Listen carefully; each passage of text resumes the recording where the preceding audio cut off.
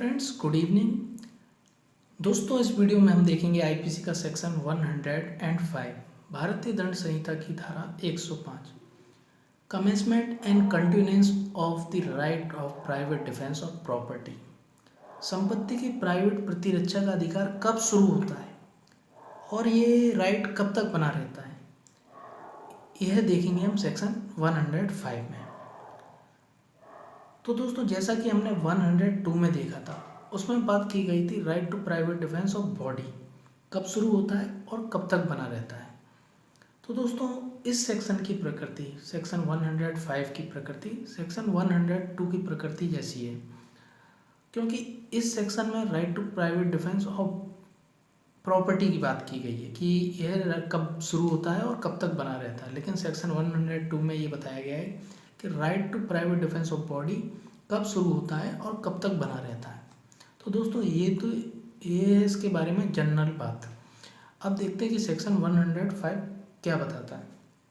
तो दोस्तों, इसमें 5 खंड दिए गए हैं, उन्हें हम बारी बारी पढ़ेंगे।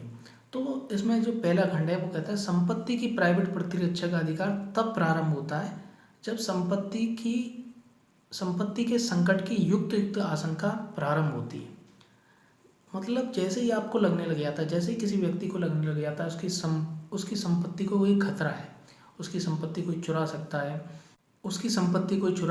या उसकी संपत्ति के अगेंस्ट और कोई अपराध होता है जिससे उसे यह युक्त आशंका हो जाती है कि उसकी संपत्ति को संकट है, तो यहाँ पर उसी क्षण उसके right to private defence of property, संपत्ति की प्राइवेट प्रतिरक्षा का अधिकार प्रारंभ हो जाता है।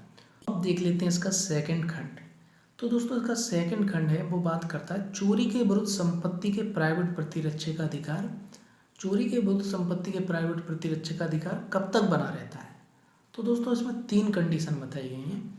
इसके सेकंड खंड में 3 कंडीशन बताई गई हैं, हम तीनों कंडीशन को देखेंगे। तो इसकी पहली कंडीशन कहती है चोरी के विरुद्ध संपत्ति के प्राइवेट प्रतिरक्षा का अधिकार तब तक बना रहता है जब तक कि चोर संपत्ति सहित पहुंच से बाहर नहीं हो जाता है। जिस व्यक्ति ने चोरी की है वो चोरी की संपत्ति सहित उस व्यक्ति की पहुंच से बाहर नहीं हो जाता है। मतलब जो अपनी राइट टू प्राइवेट डिफेंस का यूज़ कर रहा है उसकी पहुंच से बाहर नहीं हो जाता है, तब तक ये बना रहता है। और जैसे ही वो उस व्यक्ति की पहुंच से बाहर हो जाता है तभी ये राइट टू प्राइवेट डिफेंस खत्म हो जाता है। अब देखते हैं इसकी सेकंड कंडीशन। चोरी के विरुद्ध संपत्ति के प्राइवेट प्रतिरक्षा का अधिकार तब तक बना रहता है जब तक कि जो व्यक्ति राइट टू प्राइवेट डिफेंस का यूज़ कर रहा है लोक प्राधिकारियों की सहायता भी प्राप्त नहीं कर लेता है। मतलब लोक प्राधिकारी मतलब जो इसके लिए प्राधिकृत किए गए हैं, जैसे कि पुलिस का काम क्या है, क्राइम को रोकना। ये तो लोक प्राधिकारी की सहायता प्राप्त कर लेता है, उसी क्षण उसके राइट टू प्राइवेट डिफेंस खत्म हो जाता है। तो ये तब तक बना रहता है जब तक कि वो लोक प्राधिकारियों की सहायता प्राप्त ना कर ले। तो ये थी इसकी सेकंड कंडीशन। अब देखते हैं इसकी थर्ड कंडीशन। तो थर्ड कंडीशन कहती है चोरी के विरुद्ध संपत्ति के प्राइवेट प्रतिरक्षा का अधिकार तब तक बना रहता है जब तक कि संपत्ति प्रत्युदित रिकवर्ड नहीं की जाती। जब तक कि संपत्ति वापस प्राप्त नहीं कर ली जाती, या तो चोर खुद ही लौटा दे या फिर वो उससे छीन के उसे दोबारा वापस कर ले। जो राइट टू प्राइवेट डिफेंस का यूज़ कर रहा है व्यक्ति, वो उस संपत्ति को वापस प्राप्त कर ले, या जिस व्यक्ति की वो संपत्ति उसे वापस मिल जाए, तो यहाँ पर भी राइट टू प्राइवेट डिफेंस का उसी क्षण खत्म हो जाएगा। तो जब तक उसे संपत्ति वापस नहीं मिल जाती तब तक ये राइट टू प्राइवेट डिफेंस बना रहता है चोरी के अपराध में। तो दोस्तों, यह था इसका सेकंड खंड। अब देखते हैं इसका तीसरा खंड। तो दोस्तों, संपत्ति के प्राइवेट प्रतिरक्षा का अधिकार लूट के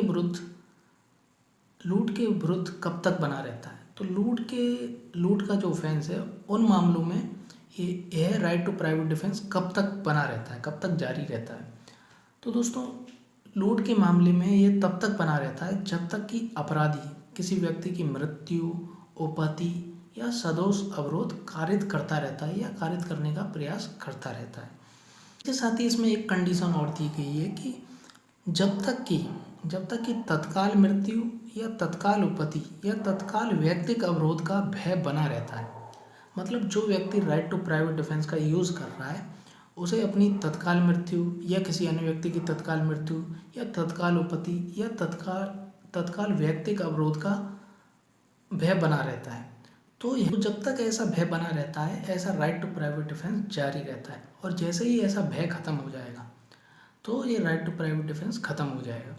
तो दोस्तों ये था इसका सेकंड, यह था इसका थर्ड खंड। यदि इसे हम उदाहरण के जरिए समझना चाहें तो इसका जो पहली कंडीशन है उसको हम उदाहरण के जरिए समझ लेते हैं।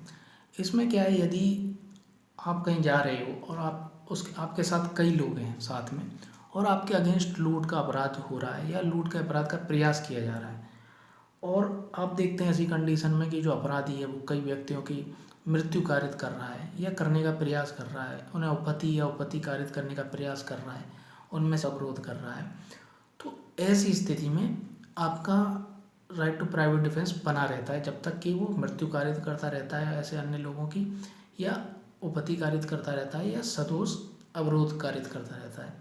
तो ये है इसकी पहली कंडीशन। सेकंड कंडीशन तो ईजी है। जब तक हमारा थर्ड खंड, अब देख लेते हैं इसका फोर्थ खंड।